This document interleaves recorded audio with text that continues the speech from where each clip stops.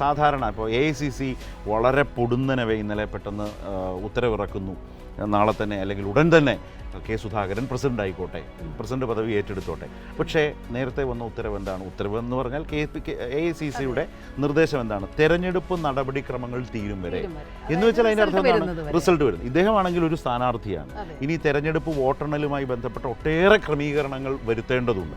അതിനൊക്കെ അവിടെ നിന്ന് നിയന്ത്രിക്കുകയോ നിരീക്ഷിക്കുകയോ ചെയ്യേണ്ട ആളാണ്. 20 ലോക്സഭാ മണ്ഡലങ്ങളിലും ഇതിൻ്റെ പ്രവർത്തനങ്ങളെ ഏകോപിപ്പിക്കേണ്ട ആളാണ്. അപ്പോൾ അങ്ങനെ നിൽക്കുന്നൊരു ഘട്ടത്തിൽ ഹസനെ മാറ്റിയതിന് ഏതെങ്കിലും തരത്തിലുള്ള ഒരു രാഷ്ട്രീയ ന്യായീകരണം പറയാനുണ്ടോ? ഒരു തരത്തിലുള്ള രാഷ്ട്രീയ ന്യായീകരണമല്ലാതെ അത് കെ സുധാകരൻ്റെ ഒരു നിലനിൽപ്പിൻ്റെ പ്രശ്നമായിട്ടാണ് എനിക്ക് തോന്നുന്നത്.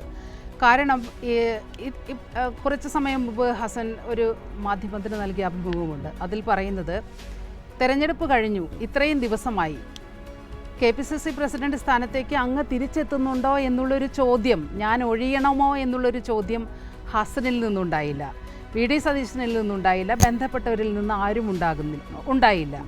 അപ്പോൾ ഈ വാക്കുകളിൽ നിന്ന് വളരെ നമുക്ക് പ്രകടമാണ് ഈ എല്ലാ ഗ്രൂപ്പുകളും കൂടി ചേർന്ന് കെ സുധാകരനെ ഒതുക്കുമെന്നുള്ള കാര്യം അദ്ദേഹത്തിന് തന്നെ ബോധ്യപ്പെട്ടൊരു സാഹചര്യമുണ്ട്. അതുകൊണ്ട് തന്നെ ഞാൻ മനസ്സിലാക്കുന്നത് ദീപാദാസ് മുൻഷിയെ വിളിച്ച് വളരെ കയർത്ത് കെ സുധാകരൻ സംസാരിക്കുന്ന ഒരു സാഹചര്യമുണ്ടായി. കോൺസിക്വൻസസ് വളരെ ഗുരുതരമാകും, പരസ്യമായി പറയും എന്നുള്ള തരത്തിലൊക്കെ. അതായത് ആ വിരട്ടലിനാണ് യഥാർത്ഥത്തിൽ ഇന്ന് KPCC അധ്യക്ഷ സ്ഥാനം കെ സുധാകരനെ ഏറ്റെടുക്കാൻ